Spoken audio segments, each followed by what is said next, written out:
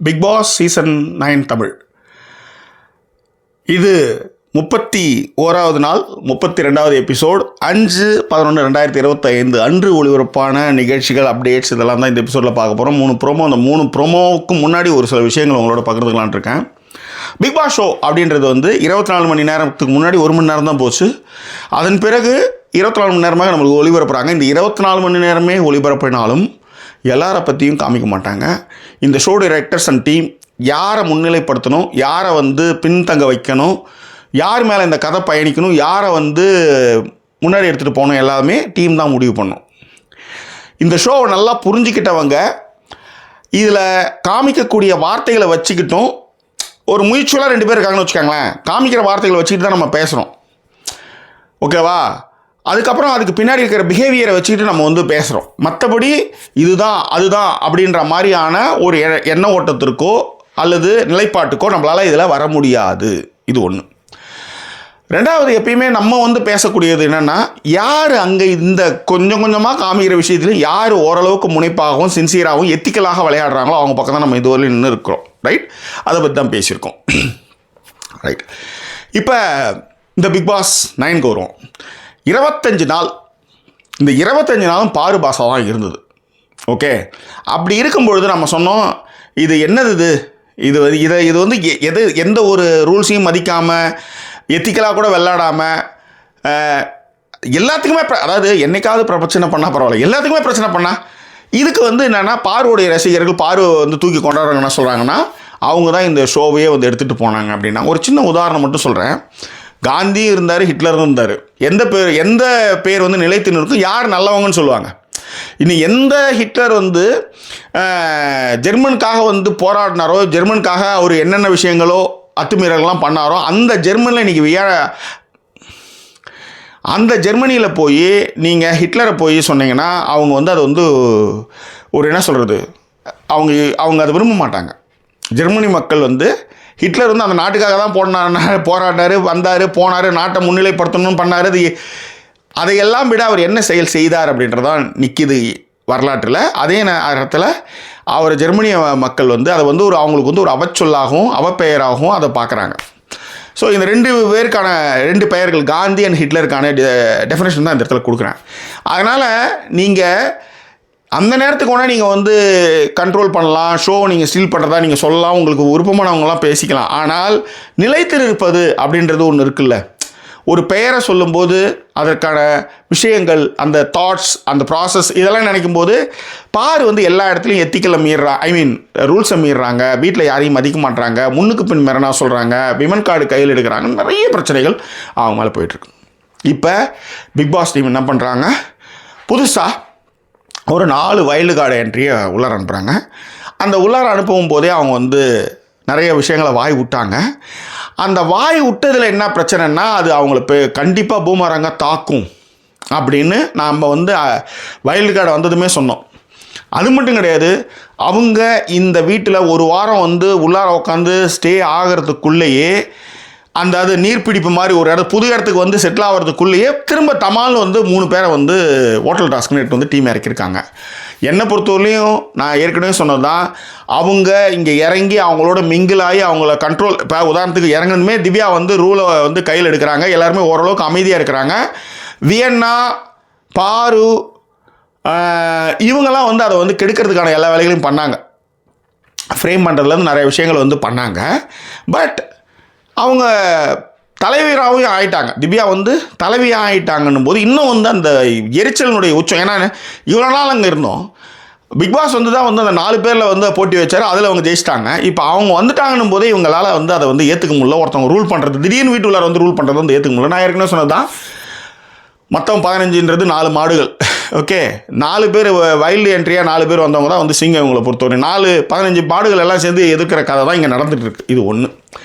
ரெண்டாவது, இந்த 3 ப்ரோமோவையும் பார்த்தீங்கன்னா உள்ளார கெஸ்ட் என்ன பண்ணுறாங்கன்னா, இந்த வீடு எங்களுக்கு சரியாக சேவகம் பண்ணலை அப்படின்ற ஒரு நிலைப்பாடு எடுக்கும்போது வீட்டினுடைய தலை மட்டும் மேனேஜராக இருக்கக்கூடியவங்க வந்து எல்லாரையும் வந்து கூப்பிட்றாங்க. அவங்க யாருமே வந்து சரியான நேரத்துக்கு வரலன்னும் போது கத்துறாங்க. சப்போஸ் அது இப்படி நேரத்துக்கு வராதவங்க வந்து நீங்கள் வீட்டு விட்டு வெளியே போங்கன்ற மாதிரி பேசுகிறாங்க. இதில் எல்லாத்த விட ரொம்ப முக்கியமான விஷயம், உள்ளார வந்தாங்க 2 நாள் கூடலாம், அதுக்குள்ளே வந்து கெஸ்ட்டையும் வச்சுட்டாங்க. கெஸ்ட் என்ன பண்ணுறாங்க, அவங்க மேலே ஆனால் கம்ப்ளைண்ட் கொடுக்குறாங்க. இது ஒரு மிகப்பெரிய ஃப்ரஸ்ட்ரேஷனை வந்து இது கொடுக்கும். ஓகேவா? ஸோ ஏற்கனவே வந்து பார்வதி ஒரு அந்த டெக்கோரமில் நின்று பேசும்போது கூட வந்து பார்த்தீங்கன்னா மற்றவங்களுக்குலாம் யோகியம் எடுக்கிற திவ்யா என்ன பண்ணுறாங்கன்னா அவங்களே அதை எல்லையை மீறுவாங்க. அதை தான் வந்து சுட்டி காமிப்பாங்க. ஓகேவா? ஸோ ஒரு சின்னதாக வந்து வியன்னா வந்து எங்களை வந்து இது பண்ணாதீங்க அப்படின்னு சொல்லும்போது இவங்க ஷட்டப்ன்ற மாதிரி டோட்டலாக சொல்லும்போது துஷாரும் கேட்பார், எப்படி நீங்கள் எல்லாரையும் சொல்லலாம். அரோரா கேட்பாங்க, எப்படி நீங்கள் எல்லாரையுமே சொல்லலான்ட்டு. அரோரா தான் கேட்பாங்க, துஷார் கிடையாது. துஷார் வந்து இன்றைக்கி பேசினார். ஸோ அரோரா சொல்கிறாங்க. இந்த மாதிரி பொதுப்படையாக வந்து நீங்கள் வந்து ட்ரிகர் ஆகி பேசும்பொழுது அவங்க ஆயிரமே அவங்களுக்குள்ள வந்து நிலைப்பாடுகளில் நிறைய மாற்றங்கள் இருந்தாலும் அவங்க வந்து உங்களெல்லாம் எதிர்க்கிறதுக்கு அவங்க ஒன்றா சேர்ந்துடுறாங்க. ஓகேவா?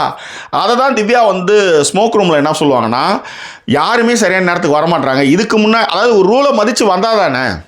இப்போ உதாரணத்துக்கு காலையில் வந்து ஒரு டீம் வந்து வீட்டை க்ளீன் பண்ணணும் அப்படின்னு சொல்லும் பொழுது மதுரை பொண்ணுன்னு சொல்கிற பார்வதி வந்து 11 மணிக்காக வந்து எழுந்து வந்து க்ளீன் பண்ணுவாங்க. எல்லா வேலையும் செய்யணும்ல. நீங்கள் வீட்டில் 1000 விஷயங்கள் பண்ணலாம், இங்கே இருக்கும்போது எல்லோரும் செய்யணும். அது மட்டும் கிடையாது, இந்த டாஸ்க் வந்து 24/7. அப்போ 24/7 கெஸ்ட்டு கேட்குறத நீங்கள் செஞ்சுக்கிட்டே இருக்கணும். அதனால தான் நான் சொன்னேன், ஒருத்தவங்களை வந்து அதான் உங்களுக்கு வந்து பிக் பாஸை பொறுத்தவரையிலையும் அவருக்கு வந்து அந்த வீட்டில் ஒரு பிரச்சனை நடந்துக்கிட்டே இருக்கணும். ஆனால் இதில் ஒரு வார்த்தை ஒன்று சொல்லியிருப்பாங்க. ஏன்னா நீங்கள் அது மாதிரி தான் ஒரு டீமையே வந்து உள்ளார வச்சுருக்கீங்க. நீங்கள் செலக்ட் பண்ணிட்டு வந்த ஆளுங்க எல்லாருமே என்னென்னா முன்னுக்கு முன்னுக்கு பேசுகிறவங்க. ஸோ அவங்கள அடக்கிறதுக்காக 4 பேரை விட்டு அவங்க வந்து செட்டில் ஆகிறதுக்குள்ளாரே இப்படி ஒரு விஷயத்தை வச்சு ப்ரெஷர் மேலே ப்ரெஷர். ஏற்கனவே வந்து வெளியிலேருந்து பார்த்துட்டு வந்து பேசின திவ்யா வந்து நிறைய குழப்ப மனநிலைக்கு போகிறாங்க. என்ன தான் அவங்க வந்து போனாலும் அவங்களுக்கு பெரிய சப்போர்ட் கிடையாது. அவங்களை எதிர்க்கிறது எல்லாரும் நஞ்சு குஞ்சு எல்லாருமே வந்து அதை வந்து எதிர்க்கிறாங்கன்னு வச்சுக்காங்களேன். அவங்களுடைய கேப்டன்சியை யாருக்குமே பிடிக்கல, இருந்தாலும் தலையெழுத்து அப்படின்றத அதை செய்கிறாங்க. அதனுடைய விளைவு தான் இன்றைக்கி துஷார் வந்து அந்த எல்லாரும் வந்து அசம்பிள் ஆகுன்னு சொல்லும்போது வார்த்தையை விட ட்ரிகராகி வார்த்தையை விடுறாங்க திவ்யா. இந்த விஷயம் வந்து நீங்கள் வந்து கண்ட்ரோல் எடுக்கணும்னா முதல்ல வந்து அவங்க எல்லாரையும் நீங்கள் வந்து அந்த மாதிரி கண்ட்ரோலோ இல்லை பனிஷ்மெண்ட்டோ ஏதோ ஒரு விஷயத்துக்கு வந்து அவங்கள உட்படுத்தி நீங்கள் வந்து இருந்தீங்கன்னா பிரச்சனை கிடையாது. அதுக்கு நேரமும் இல்லை. அதுக்குள்ளே தகால்னு இவங்க 3 பேரையும் உள்ளார வந்து இறங்கிட்டாங்கன்னும் போது இப்போ ஏன்னா திவ்யா கொஞ்சம் ஸ்ட்ராங்காக இருக்கும்போது அவங்கள உடைக்கும் போது தான் அவங்க எல்லாத்தையும் வந்து பேசுவாங்க. அப்படின்றதுனால கூட வந்து பிக் பாஸ் வந்து இந்த டீமை இறக்கி இந்த மாதிரியான ஒரு விஷயத்தை வந்து பேசியிருக்கலாம் மேபி. இப்போ என்னாச்சுன்னா, இப்போ உதாரணத்துக்கு பார்வதி வந்து அவங்ககிட்ட பேசுவாங்க திவ்யா கிட்ட. இப்போ திவ்யா சொல்லுவாங்க, நீங்கள் எப்படி எனக்கு ட்ரீட் பண்ணுறீங்களோ அப்படி தான் அவங்களை ட்ரீட் பண்ணுவேன். அந்த காலில் கத்திட்டு சாயங்காலம் வந்து என்கிட்ட சாரி சொல்கிறாள், நான் வச்சிக்க மாட்டேன் அப்படின்ற மாதிரி பேசுவாங்க. ஸோ அந்த மாதிரி ஒரு சிச்சுவேஷனில் எல்லாரும் சேர்ந்து எதிர்க்கிறாங்க. முக்கியமாக துஷார் வந்து நீங்கள் எப்படி என்ன பேசலாம் அப்படின்னு சொல்லி எதிர்த்து, அப்போ 28 நாள் நீங்கள் வந்து சும்மா தானே இருந்தீங்கன்னும் போது இந்த பழைய கதையை நீங்கள் எடுத்துகிட்டு வரும்போது என்னென்னா, நீங்கள் ஸ்ட்ராங்கான ஒரு விஷயத்தை வைக்கிற மாதிரி இருந்ததுன்னா பிரச்சனை இல்லை. நீங்கள் ட்ரிகராகி நீங்கள் அதை வைக்கும்போது என்ன ஆகுதுன்னா, அவங்க நான் எப்போ பேசணுன்றது நீங்கள் முடிவு பண்ணாதீங்க, நான் பேசுகிறது நியாயமாக இருந்தால் மட்டும் கேளுங்கன்னு சொன்னால் நீங்கள் எங்கே போய் முங்குஞ்சி வச்சுக்கோங்க. அதுதான் வந்து திவ்யாவுடைய பிரச்சனை. திவ்யாவுக்கான பிரச்சனையும் நம்ம முன்னாடியே சொல்லிட்டோம். அவங்க வந்து இன்னும் ஸ்ட்ராங்காக ஆகிறதுக்கு முன்னாடியே வந்து இது இறக்கி விட்டதுனால அவங்களால அது வந்து பேலன்ஸ் பண்ண முடியல. ஸோ 3ஆவதுல வந்து என்னென்னா, ஓட்டுக்களை வந்து போட்டு இறக்கி விட சொல்கிறாங்க. அதாவது ஓட்டுகளுடைய அடிப்படையில் மேனேஜர் வந்து சரியாக பணிபுரியலாம் அவங்கள இறக்கிட்டு, ஏன்னா எந்த ஆஃபீஸ்லேயும் எந்த ஹோட்டல்லையும் வந்து ஒருத்தவங்க மேனேஜர் சரியில்லைனா இன்னொரு மேனேஜர் மாற்றுவாங்க. அந்த மாதிரி திவ்யாவை இறக்கிட்டு விக்கல் விக்ரம ஏற்றிடுவாங்கன்னு நினைக்கிறேன். ஓகே, இது 3 ப்ரோமோ. இதுக்கு நடுவில் சாண்ட்ராவுக்கு வந்து ஒரு ரகசியமான டாஸ்க்கு கொடுத்து அது ஒன்று அவங்க ஹஸ்பண்டை பண்ணிக்கிற மாதிரி அது ஒரு ப்ரோமோ. இதில் முக்கியமாக வந்து சாண்ட்ராவும் திவ்யாவும் பேசுகிறது தான். அது வந்து ஏற்கனவே அவங்களுக்குள்ள ஏகப்பட்ட கான்ஃப்ளிக்ட் இருக்கும். ஆனால் நம்ம 4 பேரை எதிர்க்கிறது தான் அவங்களுடைய முக்கிய நோக்கமாக இருக்கும்போது எல்லாம் ஒன்றா சேர்ந்துக்கிறாங்கன்னு அந்த நம்ம 4 மாடுகள் சிங்கம் கதையை இதில் பொருத்தி பார்க்கலாம். எல்லாத்தோட ரொம்ப முக்கியமான ஒரு விஷயம், சாண்ட்ரா அண்ட் திவ்யா பேசின வார்த்தை ரொம்ப முக்கியமானது. அதான் இந்த இடத்துல நான் பகிர கடமைப்பட்டிருக்கேன். நேரில், அதாவது டிவியில் பார்த்ததை விட நேரில் இந்த வீடு இன்னும் கொடூரமாக இருக்குதுன்னு சொன்னாங்க. அதுதான் இந்த இடத்துல நான் பதிவு பண்ண கடமைப்பட்டிருக்கேன். காரணம் என்னென்னா, ஒரு யாருமே ரூலை மதிக்கல, ஆனால் எல்லாமே சரியாக நடக்கணும். அதுக்கு வந்து கெஸ்ட்டு வந்திருக்காங்க, அவங்களும் நொயின்னு பண்ணுறாங்கன்னும் போது இது ஒரு பெரிய ஃப்ரஸ்ட்ரேஷன்.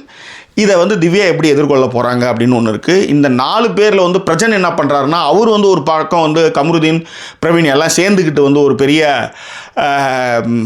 அது பேர் என்ன ப்ராங்க் பண்ணுறேன்னு சொல்லி அது ஒரு பெரிய பிரச்சனையாகுது. திவாகர் கூட வந்து அவர் ஒரு சண்டை போடுறாரு. பிரஜன் வந்து திவாகரோட சண்டை போடுறாரு. உண்மையிலே யாருக்கு பெரிய கஷ்டம் அப்படின்னா விஜேஎஸ்க்கு தான் பெரிய கஷ்டம். ஏன்னா கூட வேலை செஞ்ச நண்பனுடைய மனைவி வரும்போது நீ செஞ்சது தப்புன்னு பொது வெளியில் சொல்லி ஆகணும். அவர் ஏற்கனவே சொல்லி தான் அனுப்பிச்சாலும் கூட பிரஜன் வந்து கொஞ்சம் டெம்ப்டாக வந்து சில விஷயங்கள் பண்ணுறாரு. இப்போ உதாரணத்துக்கு பார்வதி டீல் பண்ணுற விஷயம் கரெக்டு, ஆனால் இந்த ப்ராங்க்கு இதெல்லாம் வந்து கேள்விகள் உள்ளாக்கப்படும். ஸோ அது எப்படி எடுத்துகிட்டு போக போகிறாங்கன்னு தெரியல. அதனால தான் நான் எப்பயுமே சொல்லுவேன், காமிச்ச கொஞ்சம் கிளிப்ஸை வச்சுட்டு நம்ம வந்து பொங்கல்லாம் வைக்க முடியாது.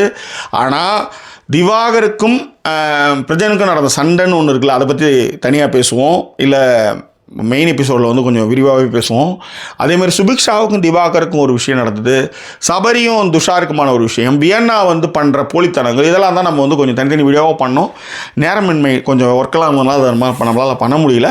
பட் தொடர்ந்து இதை பற்றி பேசுவோம். உங்கள் கருத்துக்களை பின்னூட்டங்களை தெரியப்படுத்துங்க. அது மட்டும் கிடையாது, நீங்கள் வந்து சபரியை வந்து நம்ம வந்து சொன்னோம். ஏன்னா எஃப்ஜேக்கு பெரிய சப்போர்ட்டாக போய் நிற்கிறாரு, ஒரு சண்டையை வந்து நீர்த்து போக வைக்கிறாரு. ஏன்னா அந்த வீட்டை பொறுத்தவரையிலையும் ஒரு சண்டை கலாபாரம்லாம் நடக்கும்போது அப்போ தான் இன்னர் தாட்டு வெளியே வரும். எல்லாத்துக்கும் சபரி முன்னாடி போய் நிற்கிறதுனால என்ன ஆகுதுன்னா, அது நீர்த்து போகுதுன்றதுனால அவருக்கு வந்து ஒரு அமைதியாக இருக்கணுன்ற மாதிரி ஒரு டாஸ்க்கை கொடுத்து வச்சுட்டாங்க. அது ரொம்ப கொடுமையான விஷயம். பட் அது குறித்தும் துஷாரும் அவருக்குமான அந்த ஹக்கிங் விஷயத்தையும் நம்ம கொஞ்சம் தனியாகவே பேசுவோம். வேறு என்ன, உங்கள் கருத்துக்களை வந்து பின்னூட்டங்களை தெரியப்படுத்துங்க. ஹைப் பண்ணி ஷேர் பண்ணுற அத்தனை பேருக்கு எங்களுடைய நன்றி அனுப்புவோம். சப்போர்ட் பண்ணிகிட்டு இருக்கிற அத்தனை பேருக்கு எங்களுடைய நன்றி இந்த நேரத்தை தெரிவிச்சுக்கிறோம். வேறு என்ன, மீண்டும் வேறொரு எபிசோடில் உங்களை நான் சந்திக்கிறேன். அது ஒரு நன்றி கூறியுடைய விருது உங்கள் ஜாக்கி சேகர். நன்றி, வணக்கம்.